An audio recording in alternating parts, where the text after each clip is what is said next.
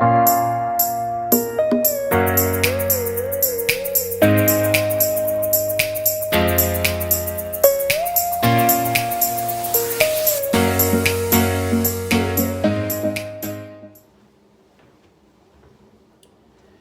guys, so end of season, now it's a fun time for all of us to find an opportunity to utilize what we've harvested from the past season. So I was going to show you a quick recipe today. It's really simple. I have some venison roast here that were vacuum sealed. I've opened them. They've kind of been thawing out in the fridge for a day from this season. 2 different roasts.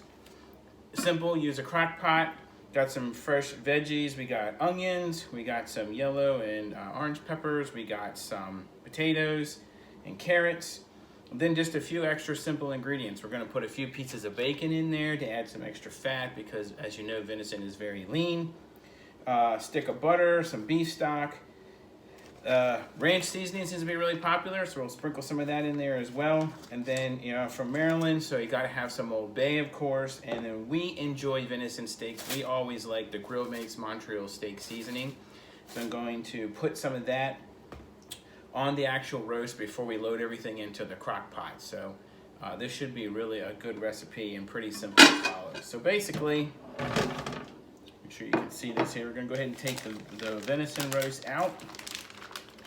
They've been pretty well trimmed. Got 2 pretty big roasts here, which is good. As you can see. And then we're going to, I need a napkin real quick.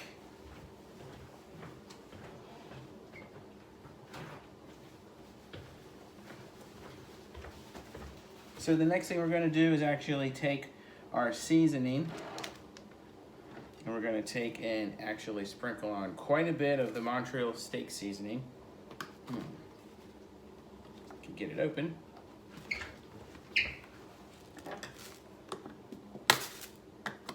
There we go.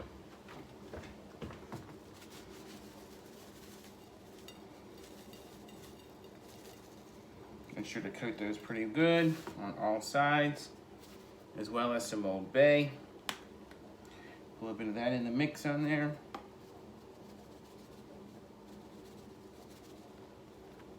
Rotate each one so we get all the sides coated really well.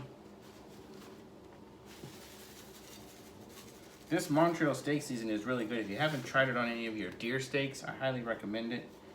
It's not too spicy. We put it on there and throw it right on the grill, actually. This time of year, if you're grilling outside, and a lot of people do, that's fine. Or you can do it on the Foreman grill. We've done them on that way as well.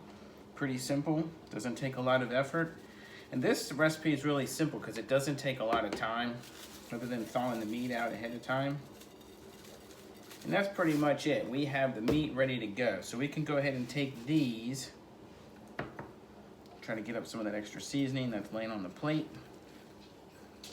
Get it all over the meat. Uh-oh, I hear my dog getting excited.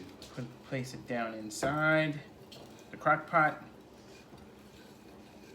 Anytime my dog smells venison, she gets really excited. So I'll put both of those roasts down inside the crock pot. And then before we start adding all of our veggies and seasonings, remember this is super lean meat. So we need to add some people add, we're gonna add a stick of butter, so that's one way to do it. Bacon is a pretty easy way to do it. Some people add bacon fat. I've wrapped some of my venison in the past with bacon, especially the recipe that you've seen on my page before. But I'm essentially, rather than wrap this whole thing, I'm just gonna drape maybe 3 pieces of bacon across the top just to add a little bit of extra fat, a little bit of extra flavor, because this will simmer down over the period of slow cooking in the crock pot for probably the next 3 or 4 hours. It's about lunchtime today. Should be ready in time for the evening events around dinner.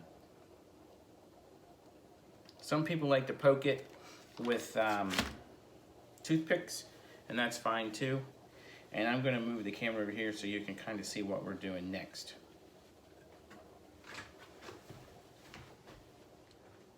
Okay, so you can see down in the crock pot, the roaster station down inside. I've got 3 pieces of bacon draped across the top, no big deal.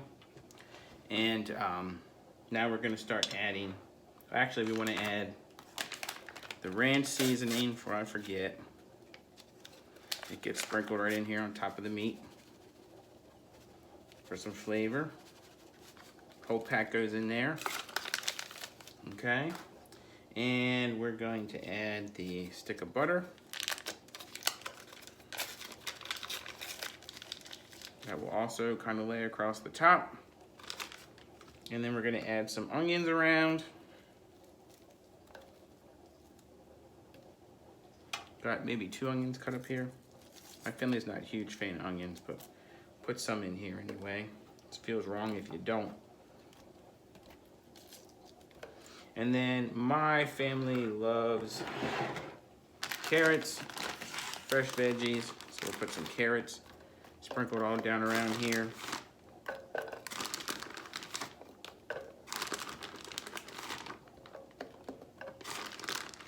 Makes a nice big meal.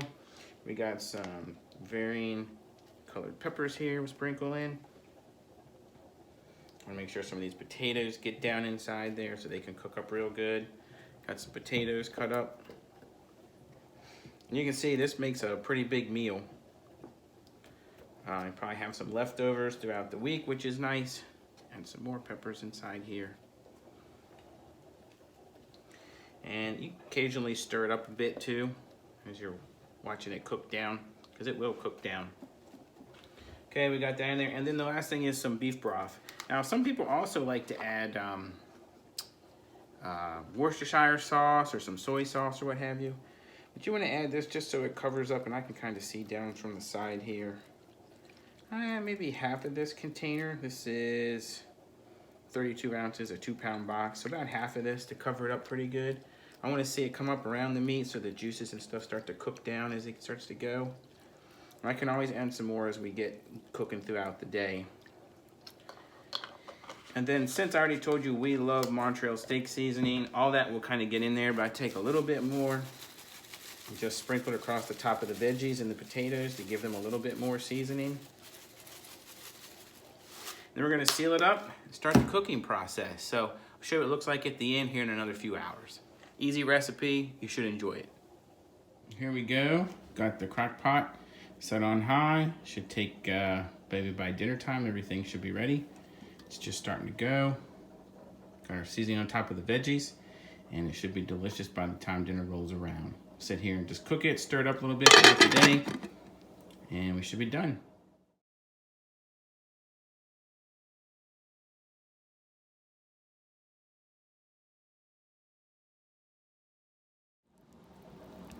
So here we are, a couple hours in. Actually, probably about 4 or 5 hours in. See, it's kind of boiling away. Potatoes are getting pretty well cooked. Here is one of the pieces of roast. And as you can see, it's getting real tender. I could just push this through here and break it all apart. I'm just gonna let this go a little bit more. Number one, to make sure the meat's done all the way through, which I think it already is based on this. You can see it just pulls apart real nice. You can almost make it like pulled venison if you wanted, all the way down, and it's done all the way through. But I want to get the potatoes a little bit softer and the carrots a little bit softer. And we're just gonna let this go a little bit more, and then we'll serve it up here probably in another hour or so for dinner. So here's the finished product. Potatoes, nice and soft. Carrots obviously are nice and soft, and the meat is super tender. You can just cut it with a fork, no need for a knife. Super tender all the way, done all the way through. So hopefully you enjoy it.